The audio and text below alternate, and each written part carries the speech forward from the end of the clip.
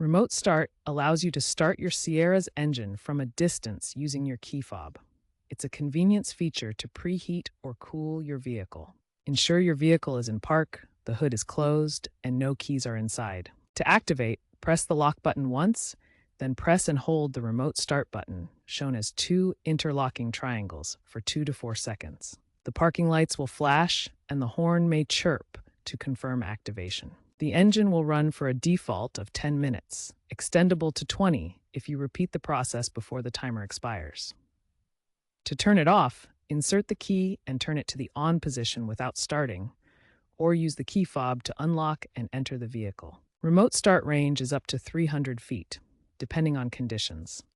If Remote Start fails on your 2019-2022 GMC Sierra, start by checking the key fob battery. Ensure all doors are closed and locked and the hood is completely closed. A weak vehicle battery or low fuel can also prevent Remote Start from working.